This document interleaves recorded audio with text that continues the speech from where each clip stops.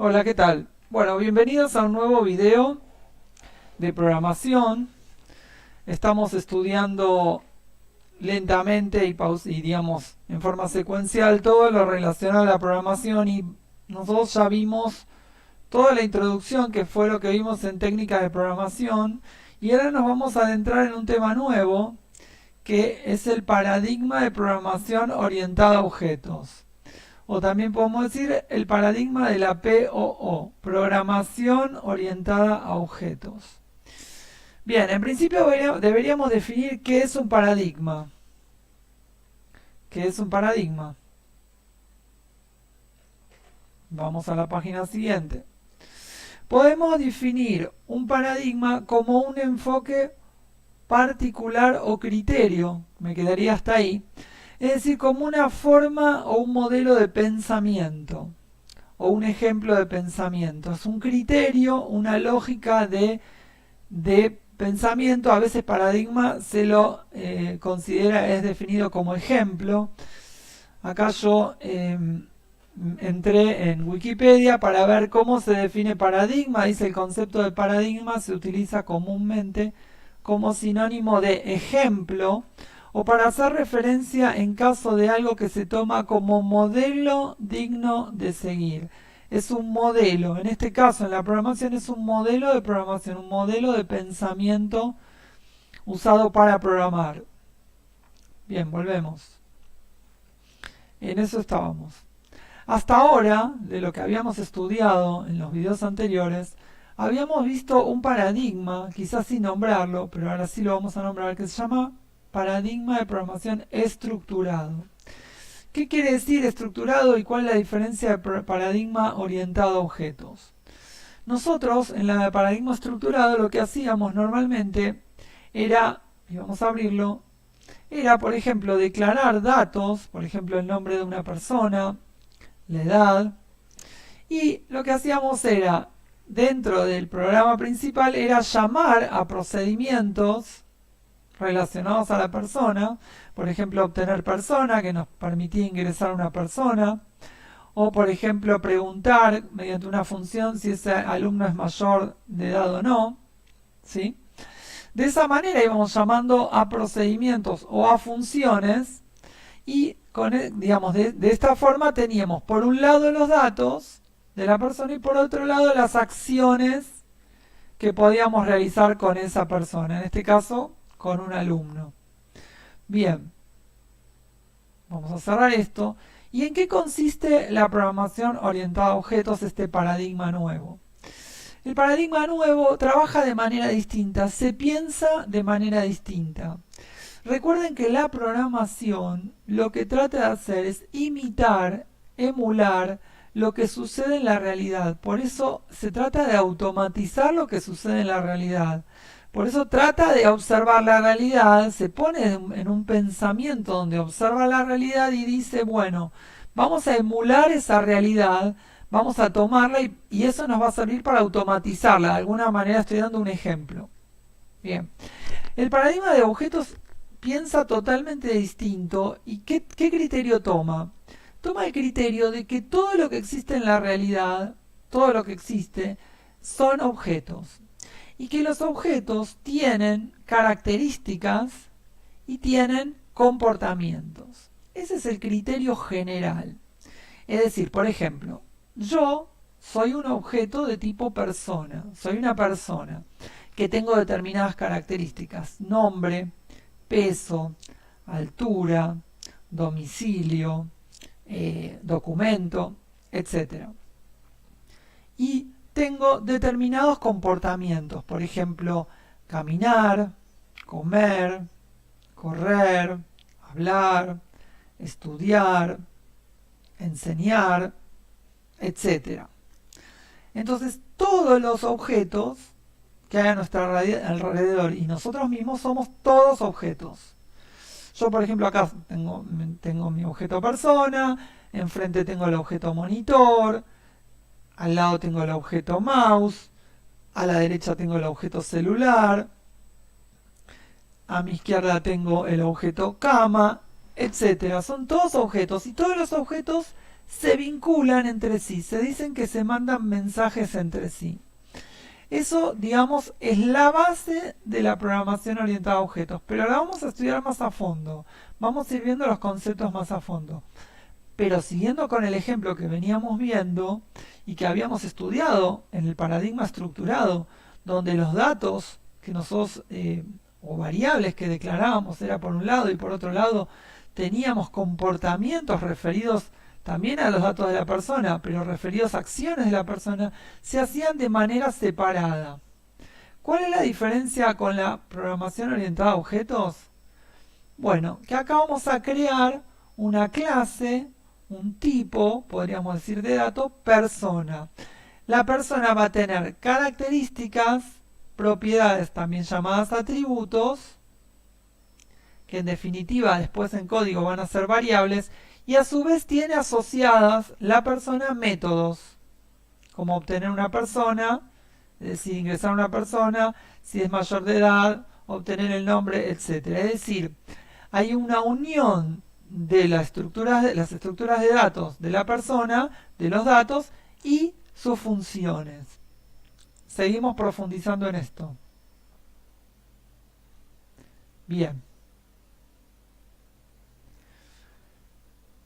Vamos a ver ahora unos gráficos que les preparé para entenderlo mejor.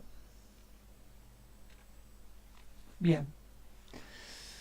Fíjense que acá hay distintos tipos de objetos. Tenemos un avión y hay dos automóviles. Uno es un taxi y otro es otro automóvil. Bien. Dice que estos objetos tienen propiedades o atributos, que es lo mismo, en común. Por ejemplo, los tres objetos tienen motor, ruedas, asientos, pero también se pueden diferenciar, es decir, tienen un comportamiento propio, ¿sí? Este es un avión, que por ahí el comportamiento se traslada volando, este se traslada por tierra, este también, etc. Pero lo que tenemos que entender en claro que son todos objetos, como yo les decía hace un rato, son todos objetos en la realidad que interactúan entre sí. Esto fue en un momento, digamos, el ser humano se dio cuenta que cómo funciona la realidad funciona a través de objetos que se vinculan entre sí. Es así. Es un concepto, digamos, de lo más simple, pero es la forma que tuvieron de pensar. Y esos objetos tienen propiedades o atributos y tienen comportamientos. Seguimos. Un auto, y ustedes lo ven acá, tiene atributos. Por ejemplo, el color, la velocidad, las ruedas, el motor. Y tiene métodos que es, por ejemplo, arrancar, frenar y doblar. Y hay más, acelerar, puede ser, hay más atributos y más métodos. ¿Qué es lo importante? Que nosotros obtengamos todos los atributos necesarios y comportamientos necesarios para poder definir un modelo de, en este caso, auto. Tener un modelo de auto.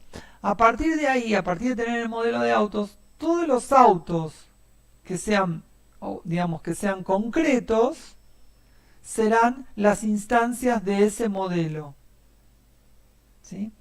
Hay un modelo auto, o lo podríamos llamar la clase auto, que tiene determinados atributos y determinados comportamientos, y a partir de ese molde, de ese modelo, de ese esquema, de esa definición conceptual que tenemos de auto según atributos y métodos, vamos a poder tener distintas instancias particulares de ese modelo. Por ejemplo, yo tengo un auto con un determinado modelo, mi auto es por ejemplo, es una marca Renault, el modelo es un Clio, el color es gris, la patente es tal, ruedas tengo 4, tengo un determinado motor, que es 1.9, tiene una determinada velocidad, etc. Esa es mi instancia de auto, pero mi instancia de auto está hecha a base del molde de la clase auto. Una cosa es mi auto, que es un objeto auto particular, y otra cosa es la clase, que es el modelo general sobre la cual se definen todos los objetos particulares. O lo podemos ver al revés también. Podemos tomar los miles de autos que vemos por día en las calles y decir qué particularidades tiene, o sea, qué define un auto. Abstraer qué caracteriza a un auto. Lo que lo caracteriza nos va a terminar definiendo los atributos. ¿Y cómo se comporta un auto? Los métodos.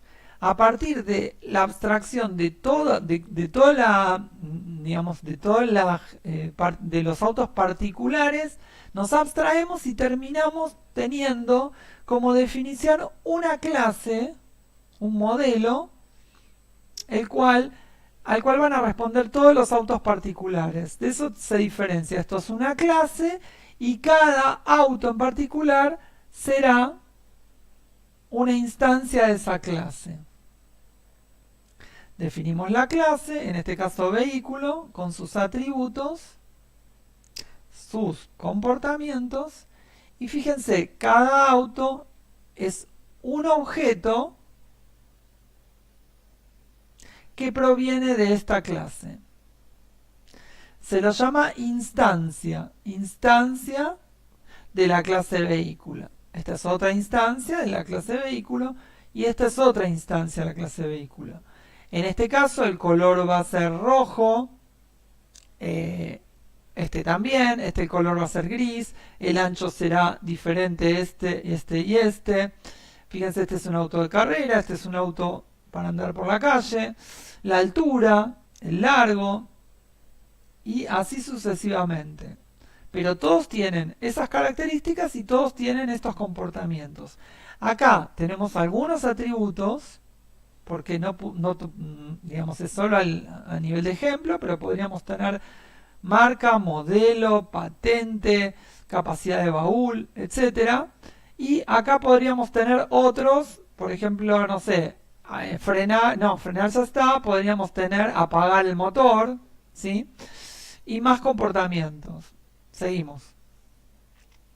Bien, acá tenemos otra, este es un objeto, se dice un objeto, pero pertenece este objeto a qué clase? A la clase perro. ¿Qué atributos podemos definir a la clase perro? Bueno, perro puede tener un nombre, un color, una raza, estar hambriento o no estar hambriento, son características de un perro. ¿Y qué métodos podemos tener? Bueno, acá dice ladrar, oler, puede comportarse buscando y moviendo la cola, mover la cola, buscar. En general, los métodos son todos verbos, ¿sí?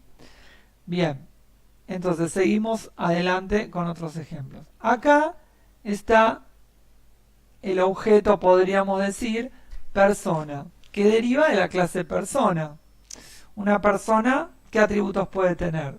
A propósito, no puse ninguno acá para que lo definamos entre todos. A ver, si pensamos, una persona, por ejemplo, puede tener un nombre, puede tener un apellido, puede tener un número de documento, puede tener un domicilio, una persona tiene una altura, un peso, ¿qué más podría ser? Bueno, creo que con esos datos puede tener teléfono y un número de teléfono. ¿Y qué tiene como comportamientos? Dijimos, puede trabajar, puede comer, puede dormir, puede caminar, puede correr, puede estudiar, etcétera, etcétera. Es decir, puede tener muchos comportamientos. Entonces, una es la clase persona, el molde que tenemos, que es un concepto abstracto, del cual van a derivar todos los objetos particulares de esa clase. En este caso, la clase persona. Entonces, repetimos, la clase persona puede tener las propiedades altura, peso, edad, sexo, etc. ¿Y qué acciones puede tener? Puede comer, dormir, caminar, hablar, etc. De ahí deriva la clase persona y toda persona que tengamos, cada una de las personas, va a tener estas propiedades y va a comportarse con estos métodos, con estas acciones. Bien, seguimos. Bueno, acá tenemos 6 personas completamente distintas, sin embargo todas tienen las mismas propiedades y tienen los mismos comportamientos. Por eso podemos decir que son personas. La abstracción de tomar todos los, digamos, los atributos que define una persona y el comportamiento que tiene una persona nos dan la definición de la clase de persona. Y después cada persona en particular tiene esos métodos y esos atributos que la definen a cada una como de la clase persona. Son objetos de tipo persona. Acá hay un montón de personas. Fíjense que, por ejemplo, tienen color de cabello distinto, todos. Todos tienen un género distinto. Acá hay un hombre, acá hay una mujer, ¿sí? Todos tienen altura distinta. Posiblemente todos tengan un documento distinto, una fecha de nacimiento distinta.